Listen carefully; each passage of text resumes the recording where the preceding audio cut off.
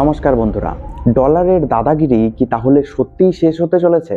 কারণ আরবিআই এখন এমন এক সিদ্ধান্ত নিয়ে এসেছে যার ফলে আমেরিকার নবনিযুক্ত অ্যাম্বাসেডর এবং ট্রাম্পের ঘনিষ্ঠ সহযোগী সার্গিও গোর সোজা ছুটে চলে এসেছেন আমাদের আরবিআই গভর্নর সঞ্জয় মালহোত্রার সঙ্গে দেখা করতে।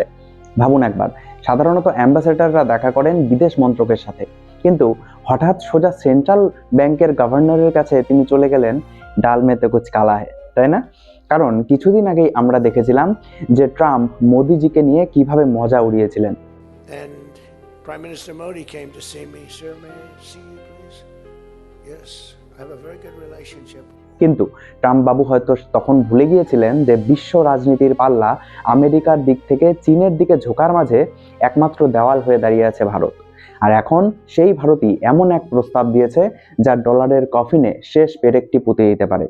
খবরটিকে দেখুন, আরবিআই গভর্নর প্রস্তাব দিয়েছেন যে ব্রিক্স দেশগুলোর মধ্যে ডিজিটাল কারেন্সিকে লিঙ্ক করার বিষয়। আর ঠিক এই খবর বেরোনোর পরেই আমেরিকার এই দৌড়ঝাঁপ। তাই আজকের এই ভিডিওতে আমরা দেখব আরবিআই আসলে কি গেম খেলছে, কেন এটাকে আমেরিকার জন্য একদম রেড অ্যালার্ট বলা হচ্ছে এবং সাধারণ মানুষের ওপর এর কি প্রভাব পড়তে চলেছে। চলুন একদম সহজ ভাষায় সবকিছু বুঝে নেওয়া যাক। এতদিন আমরা শুধু ডলারাইজেশনকে নিয়ে অনেক রকম আলোচনাই শুনেছি, কিন্তু বাস্তবে কাজের কাজ হওয়া শুরু হয়েছে বিগত কয়েক মাস ধরে। যেমন কিছুদিন আগে এই খবরটি বেরিয়েছিল যে ভারত ব্যাপক হারে ইউএস ট্রেজারি বন্ডকে বিক্রি করা শুরু করেছে এবং তার বদলে রিজার্ভ হিসাবে ব্যাপক হারে সোনা কেনা হচ্ছে। এমনকি এর ফলে বর্তমানে আমাদের বিদেশি মুদ্রার রিজার্ভে সোনার মজুদ $100 বিলিয়ন পার করে গেছে। এটিকে তখন অনেকে ব্রিক্স ডিজিটাল কারেন্সির সাথেও মিলিয়ে দেখার চেষ্টা করেছিল, যার আপাতত নাম রাখা হয়েছে ইউনিট। এই মুদ্রার মূল্য নির্ধারণ হবে 40% সোনার মূল্য দিয়ে এবং বাকি 60% 5টি ব্রিক দেশের কারেন্সির মধ্যে ক্ষমতা অনুযায়ী সমানভাগে ভাগ হয়ে যাবে। অর্থাৎ প্রতিটি দেশের কারেন্সির ওয়েট থাকবে 12% করে। এখন প্রশ্ন হচ্ছে, বর্তমানে আরবিআই যেটাকে সাজেস্ট করছে সেটাও কি এরকমই ব্রিক্স কারেন্সির মতোই কিছু? না, আপাতত যা বোঝা যাচ্ছে তাতে এটি একটি একদম আলাদা রকমের project. RBI governor Sanjay Malhotra sir এখন যেটা প্রস্তাব দিয়েছেন সেটা সম্পূর্ণ আলাদা এবং বর্তমান দৃষ্টিভঙ্গিতে অনেক বেশি প্র্যাকটিক্যাল মনে হচ্ছে। তিনি বলেছেন নতুন কোনো নোট ছাপানোর দরকার নেই, বরং ভারতের কাছে যেই ই রুপি বর্তমানে আছে, এমনকি চীনের কাছেও ডিজিটাল ইউয়ান, রাশিয়ার কাছেও এরকমই ডিজিটাল রুপি আছে, ডিজিটাল রুবেল। আরবিআই এর প্রস্তাব হলো, আসুন আমরা এই সবকটি ডিজিটাল কারেন্সিকেই একটা কমন প্ল্যাটফর্ম বা ব্রিজের মাধ্যমে জুড়ে দেই। বর্তমানে ভারতের ইউপিআই দিয়ে যেমন ভুটানেও পেমেন্ট করা যায়, এক্সচেঞ্জ রেট সেরকমই অটোমেটিক সেট হয়ে যায়, তেমনি আরবিআই চাইছে ব্রিক্সের মতো বিশাল ব্লকের জন্যও এরকমই একটা ইন্টার অপারেবল ফ্রেমওয়ার্ককে তৈরি করতে। অফিসিয়ালি বলা হচ্ছে এর উদ্দেশ্য ট্যুরিজম এবং ট্রেড করাকে সহজ করা। কিন্তু বন্ধুরা, ডিপ্লোমেসিতে যা বলা হয় আর যা করা হয় তার মধ্যে কিন্তু একটা বিশাল আকাশ পাতালের তফাৎ থাকে। ট্রেড ট্যুরিজম তো শুধু একটা কভার মাত্র, এর পেছনে আসল টার্গেট আমরা সকলেই জানি, আমেরিকান ডলার এবং সুইফট সিস্টেম। এখন তাহলে বুঝে নিন যে এই সিস্টেম কিভাবে কাজ করবে এবং কেন এটিকে ডলারের মালিকরা ভয় পাচ্ছে। দেখুন, বর্তমানে ভারত যখন চীনের সাথে কোনো বাণিজ্য করে তখন কি হয়, ভারতীয় ব্যাংক সবার প্রথমে টাকাকে ডলারে কনভার্ট করে, তারপর সেই মেসেজ সুইফট সিস্টেমের মাধ্যমে আমেরিকার ব্যাংকে যায়, তারপর আমেরিকার ব্যাংক আবার সেই ডলারকে চীনের মুদ্রায় কনভার্ট করে, তারপর গিয়ে সেটা চীনে পৌঁছায়। মানে কোনো একটি দেশের ব্যবসার প্রতিটি খবরের ওপর আমেরিকার কিন্তু নজর থাকে। এতে দুবার করে ট্রানজ্যাকশন ফিও লাগে আর সময়ও লাগে 2-3 দিনের মতো। কিন্তু আরবিআই এর প্রস্তাবিত এই নতুন মডেলে, টেকনিক্যাল ভাষায় যাকে বলা হচ্ছে এমব্রিজ বা PVP, payment versus payment mechanism, সেখানে কিন্তু চিত্রটা একেবারেই বদলে যায়। এখানে ভারতীয় ইম্পোর্টাররা তাদের ওয়ালেট থেকে সরাসরি ডিজিটাল রুপি পাঠাবে, মাঝখানে আর কোনো ডলারের ঝামেলা থাকবে না, কোনো আমেরিকান ব্যাংকেরও দরকার পড়বে না। সেই ডিজিটাল রুপি একদম রিয়েল টাইমে কনভার্ট হয়ে সোজা রাশিয়া বা চীনের এক্সপোর্টারদের ডিজিটাল ওয়ালেটে ঢুকে যাবে এবং সময় লাগবে 2-3 দিন নয়, বরং 2-3 সেকেন্ড, ঠিক আমাদের ইউপিআই এর মতোই। এখন বুঝলেন তো যে কেন স্বর্গীয় কর এত তড়িঘড়ি আরবিআই গভর্নরের সঙ্গে দেখা করতে চলে এসেছেন। আমেরিকার সবচেয়ে বড় শক্তি কি তাদের আর্মি? না, আমেরিকান ডলার।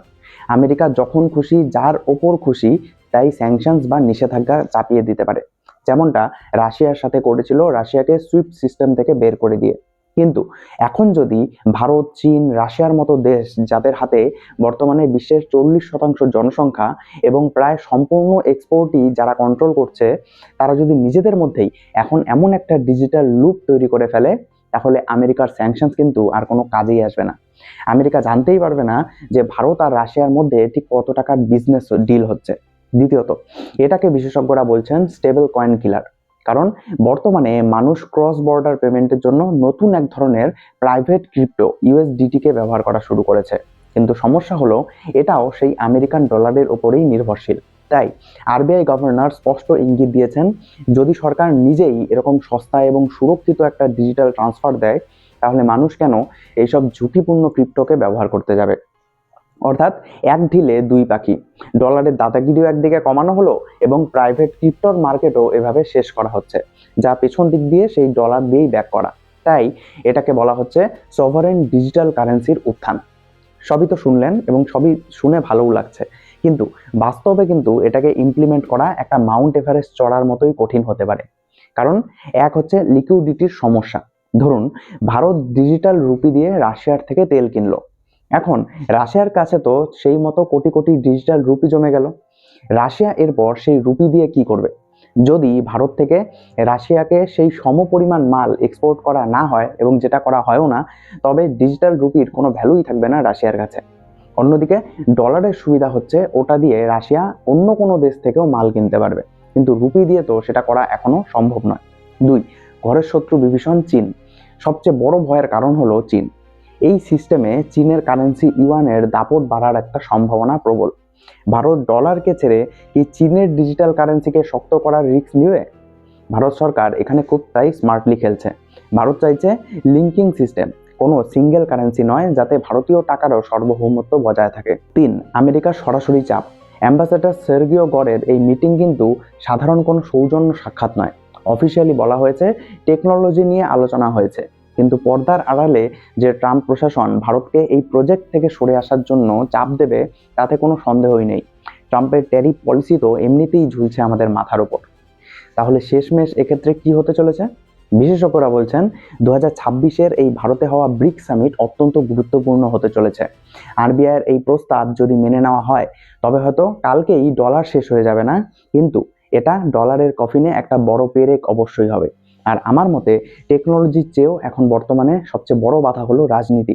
ভারতের কি চীনের ওপর বিশ্বাস করে একসাথে কাজ করা উচিত? এটাই কিন্তু এখন সবচেয়ে বড় প্রশ্ন।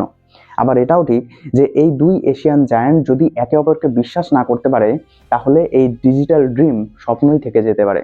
তাই আপনাদের এই বিষয়ে কি মত? ভারতের কি এই ডিজিটাল কারেন্সি লিঙ্কে এগিয়ে যাওয়া উচিত, নাকি আমেরিকার ডলারের সাথে থাকাই আমাদের অর্থনীতির জন্য বেশি নিরাপদ হবে? কমেন্টে আপনাদের মতামত অবশ্যই জানাবেন। এবং আপনাদের অনেক অনেক ধন্যবাদ যারা কমেন্ট করে এভাবে আমাকে সাপোর্ট করেন, লাইক এবং সাবস্ক্রাইব করেন, কারণ এটি সত্যি আমাকে পরবর্তী ভিডিও বানাতে এতটা উৎসাহিত করে যা শব্দে বোঝানো সম্ভব নয়। দেখা হচ্ছে পরের ভিডিওতে। ভালো থাকবেন। ধন্যবাদ।